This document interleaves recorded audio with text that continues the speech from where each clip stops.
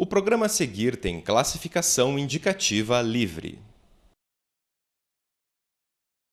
Olá! Você já imaginou visitar um lugar que com uma nota de R$ 3 você pode beijar uma estrela de cinema, sair para passear voando e acordar para ir para o trabalho de pijama?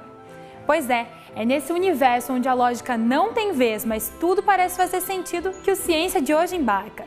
Seja bem-vindo ao mundo dos sonhos!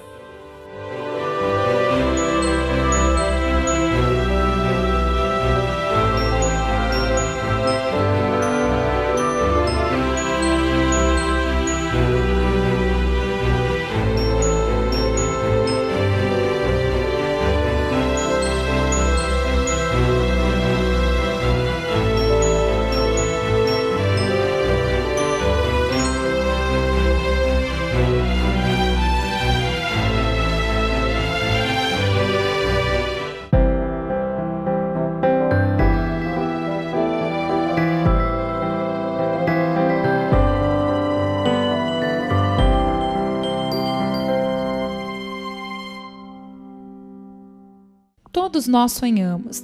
Pode ser que você não se lembre, mas sempre que encosta a cabeça no travesseiro e entra no estágio mais profundo do sono, você sonha. Uma pesquisa da revista Super Interessante mostra que se um indivíduo fica 1/3 do dia dormindo e ocupa 1/5 do tempo de repouso sonhando, ao final de um mês ele passou um fim de semana totalmente desligado do mundo consciente. Em 75 anos, os sonhos correspondem a nada menos que 5 anos completos. Mas afinal, como funciona este mecanismo? Então, o nosso sono ele está estruturado em 4 fases, né? A fase 1 e fase 2, que seria o sono leve, e a fase 3 e o sono REM, que seria um sono mais profundo. O sono REM, que vem da sigla em inglês, que significa movimento rápido dos olhos, é uma fase do sono em que eu tenho atonia muscular, quer dizer, eu não mexo a musculatura, mas os olhos apresentam movimento de lateralização. E é nessa fase do sono em que a gente sonha. É uma fase em que o cérebro tem uma ativação muito importante, semelhante até à ativação da vigília, durante a vigília, né? E daí nessa fase é que ocorre esse processo dos sonhos. Ela ocorre de 4 a 5 vezes durante a noite. As fases do sono elas se comportam em ciclos, né? Então a gente tem 4 a 5 ciclos e a primeira fase REM ocorre geralmente 90 minutos depois que eu adormeci. Nessa fase do sono REM, existe uma alteração disso que a gente chama de neurotransmissores, né? Então, tem muita gente que pensa, e antigamente se pensava, que o cérebro, enquanto eu dormia, ele estava parado, sem funcionar. Como se fosse um coma, vamos dizer assim. Mas hoje em dia já se sabe que não. O sono é um processo ativo e existem muitas substâncias envolvidas na geração do sono. E nesse sono REM é uma fase, como eu comentei antes, em que eu tenho a quantidade de neurotransmissores ativados semelhantes à vigília. É como se meu cérebro estivesse trabalhando durante essa fase. Apesar de termos tanta familiaridade com os sonhos, poucos fenômenos são tão intrigantes quanto eles. Ainda não se tem resposta 100% convincente para explicar os sonhos. Os mais antigos acreditam que os sonhos eram mensagens de outros mundos. Já a psicanálise entende como um reflexo do inconsciente. E a neurociência estudou que alguns mecanismos noturnos ajudam a consolidar memórias. A cronobiologia é a ciência que estuda os ritmos humanos. Nós estamos aqui no Laboratório de Cronobiologia Humana da Universidade Federal do Paraná. Nós vamos conversar com o professor Fernando Lousada sobre um dos ritmos que é o mais perceptível, que é o sono. Professor, vamos começar então explicando o que é o sono. O sono é um estado de consciência diferente da vigília, então ele se alterna. Nós apresentamos um ritmo, que a gente chama de vigília-sono. A gente dorme e acorda o indivíduo adulto a cada 24 horas. E há muito tempo que se estuda o sono e a gente não consegue responder algumas perguntas básicas, né? Por que dormimos? Existem hipóteses, hoje já existem explicações, mas ainda tem muito para se investigar. Quer dizer, a neurociência hoje encara os sonhos como manifestações da atividade cerebral e que estariam a serviço da consolidação da memória. Quer dizer, nós sonhamos e durante esses sonhos existe um replay, existe a gente revisita experiências passadas do dia anterior, dos dias anteriores, e esses sonhos serviriam para consolidar aquilo que a gente viveu, aquilo que a gente aprendeu.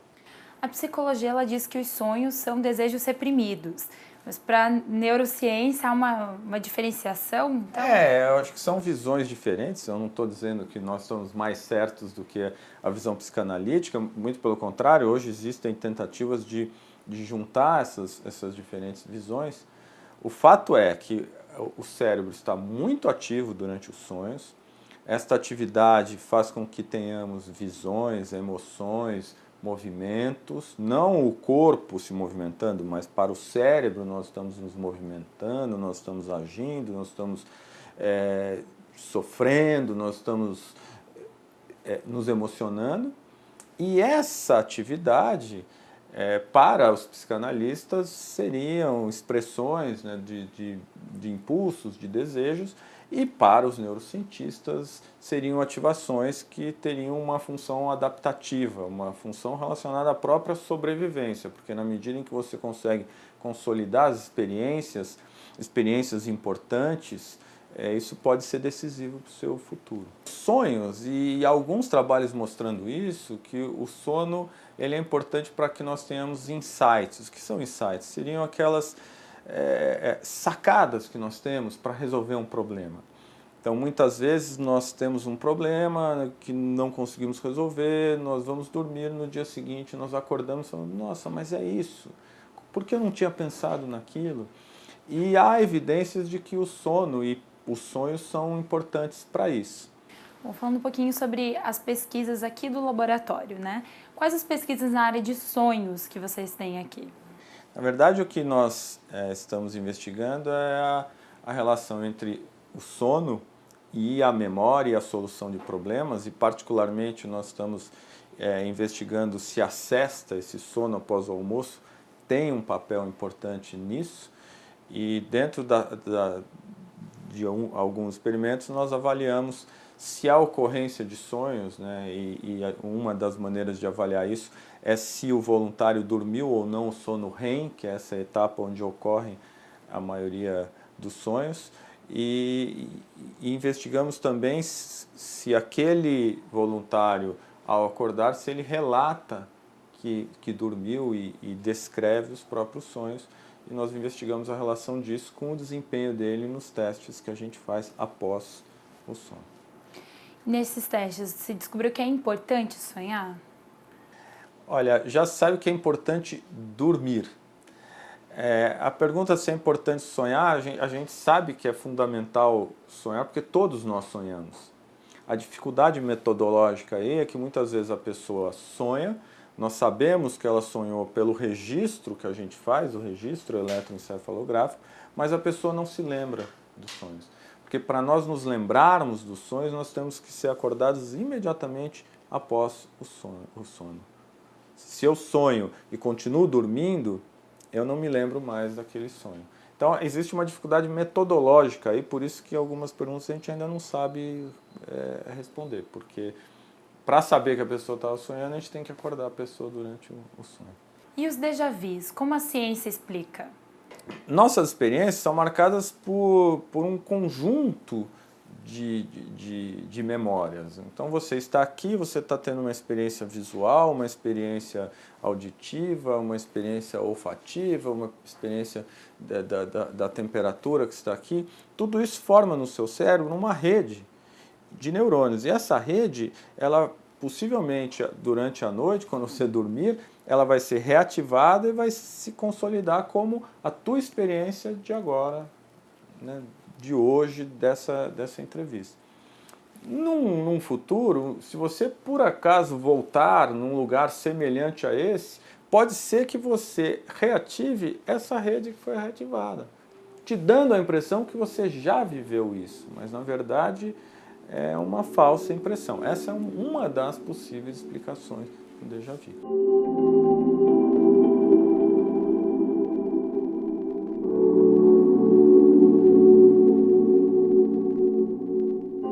durante a história surgiram muitas interpretações, muitas explicações para as funções dos sonhos. Os sonhos como uma maneira, um contato com os deuses, ou um contato com outras realidades, ou um contato com o seu inconsciente. Então há muitas explicações. Eu não me atrevo a dizer que a explicação científica é melhor.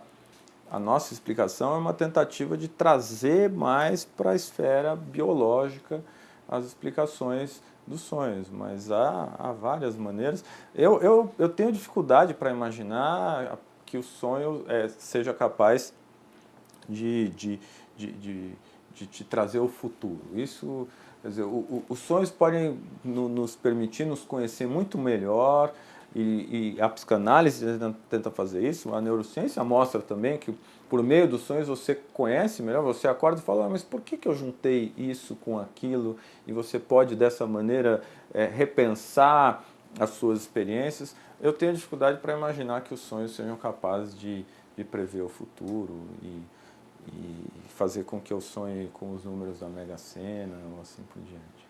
Os sonhos sim, eles te permitem associações que você talvez não faça durante a vigília. E muitas vezes essas associações podem até permitir com que você antecipe o futuro e fale, isso não vai dar certo.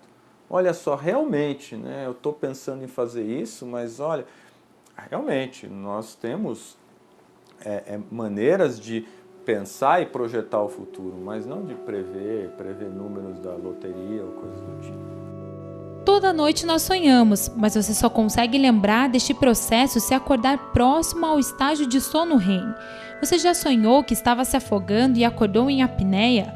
Ou que estava com vontade de ir no banheiro e acordou com vontade de urinar? Pois é, esse nosso corpo é uma máquina tão fascinante que esses são mecanismos para nos manter vivos. Acredita-se, pelo menos assim, com base nos estudos da medicina, né, porque se a gente for levar em consideração a psicanálise, eles levam muito em consideração essa parte emocional, né, e as repercussões do sonho em relação à parte emocional. Na medicina, a gente sabe que o sonho significa ativação de redes neuronais que são responsáveis pela consolidação e armazenamento e aprendizado em relação à memória. Então, é muito importante os sonhos para a memória, para a consolidação da memória e consolidação do que eu aprendi durante o dia, né? Então, por isso que muitas vezes eu acabo sonhando com coisas que eu fiz durante o dia, né? Com atitudes que eu tomei durante o dia. O que a gente não consegue provar, na verdade, é essa questão do significado do sonho, né? Que existem até, se você for olhar na internet, existem sites disso, o que significa sonhar com perdi um dente, né? Aquelas coisas assim, né? Mas a medicina não consegue provar nada em relação a isso, do significado dos sonhos. Mas a gente sabe que é uma fase muito importante do sono, principalmente para essa questão da consolidação da memória. O sonhar traduz para o médico que você está passando pelas fases mais profundas do sono e, consequentemente, dormindo bem. É como se fosse um sinônimo de eu estar dormindo bem. Mas uma coisa que a gente deve levar em consideração é que o fato de eu não lembrar que eu sonhei não significa necessariamente que eu não sonhei, porque a memória vai estar super ativa em relação a o que foi o meu sonho se eu acordar próximo aquela fase do sono que eu chamo de sono REM. Se eu acordar longe dessa fase, eu posso não lembrar de nada, mas isso não significa necessariamente que eu não sonhei. Mas quando você lembra o sonho, isso é um sinal de que você dormiu bem. No próximo bloco, vamos ao laboratório de cronobiologia da UFPR entender mais sobre este fenômeno tão intrigante. Fique ligado, ciência volta já!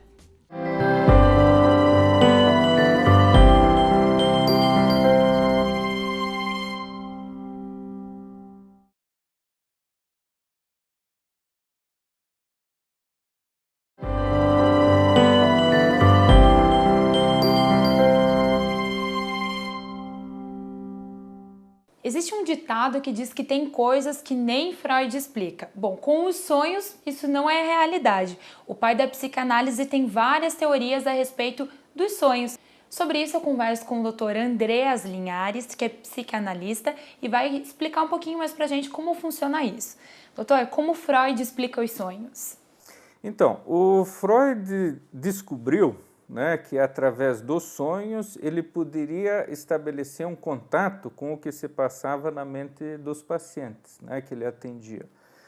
Porque no início ele atendeu pessoas, né, que tinham diagnóstico de histeria, que eram pessoas que tinham uma série de sintomas que a própria medicina orgânica não conseguia explicar, né? E na medida em que ele estabelecia um contato com essas pessoas, ele verificou que essas pessoas apresentavam um grau de repressão muito grande na própria explicitação dos seus desejos, né? E uma forma pela qual ele poderia se dar conta do que se passava na mente das pessoas é através do contato, né? E a pessoa poder se sentir à vontade em relatar os próprios sonhos, né? Então, assim que a psicanálise também começou, né? Através do contato com o mundo onírico da pessoa, com o mundo dos desejos e a possibilidade de conversar a respeito disso, né? Então, os sonhos, eles seriam desejos, situações reprimidas. Os sonhos, eles mostram a capacidade que a gente tem de formar imagens dentro da gente, né? Então, mesmo quando a gente está dormindo, desligado da realidade externa, a gente percebe que a gente forma imagens, né? E que essas imagens despertam, inclusive, emoções, sentimentos dentro da gente. A gente fica, muitas vezes, com essas imagens gravadas dentro da gente, né? Então, isso mostra que a gente tem um mundo interno, que a gente tem uma capacidade, né, de criar coisas dentro da gente.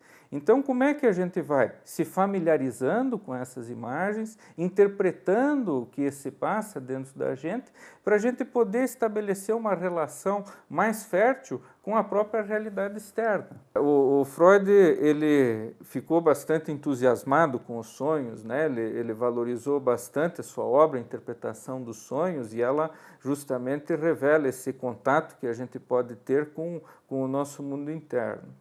Agora, cada vez mais, né, o sonho é uma obra do sonhador, né?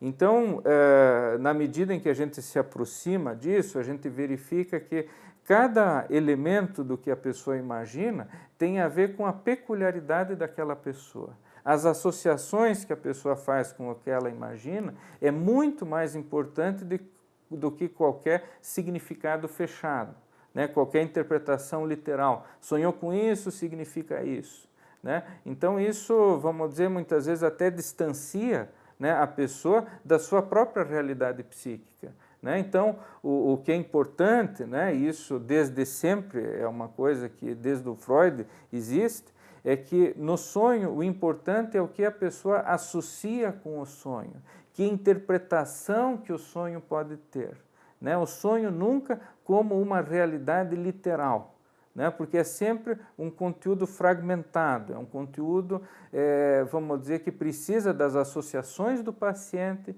precisa ser interpretado para isso poder ganhar um sentido, né? Senão a gente está transformando o sonho vamos dizer, num delírio, num fato concreto, quando é uma coisa que foi gerada dentro do próprio mundo interno da pessoa.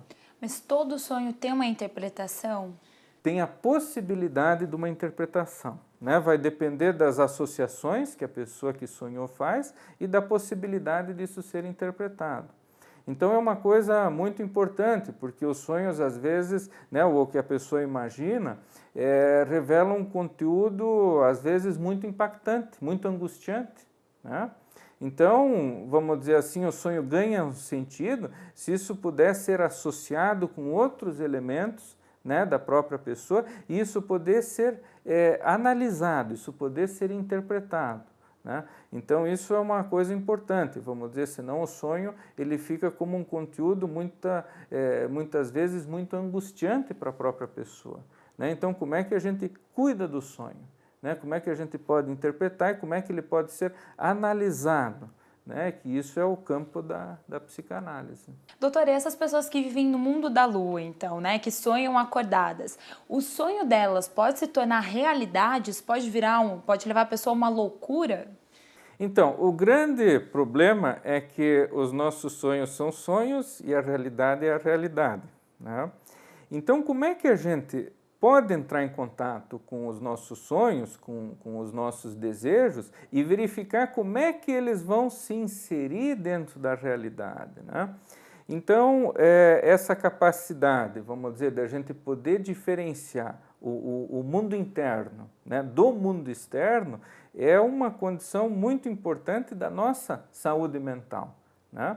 Agora, a gente, né, se relaciona com conteúdos internos que são tão intensos que às vezes podem nos desligar ou ofuscar da possibilidade de interação com o mundo externo e com as outras pessoas, né? Isso, de uma forma mais radical, é o que a gente chama até de um movimento psicótico, né? A pessoa até que se vê com muita dificuldade em poder interagir com as pessoas, porque ela está sequestrada dentro do mundo da sua imaginação, né? Onde o que é externo, que faz parte do real, causa muita frustração por não coincidir com o que ela imagina. Sonhar é nós termos contato, né, com o nosso mundo interno. Nós não somos máquinas, né? Nós não somos, né, vamos dizer assim, pessoas programadas só para fazer as coisas.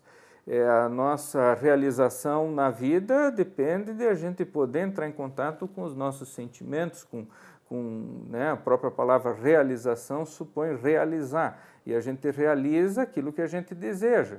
Então, o sonhar, o imaginar, possibilita o contato com justamente a nossa condição de poder se sentir satisfeito perante a vida, né? Então, isso é uma coisa muito importante, né? Vamos dizer, esse acolhimento com o nosso mundo interno, com aquilo que a gente imagina, e a gente poder verificar como é que a gente vai conquistando a possibilidade de poder realizar isso, né?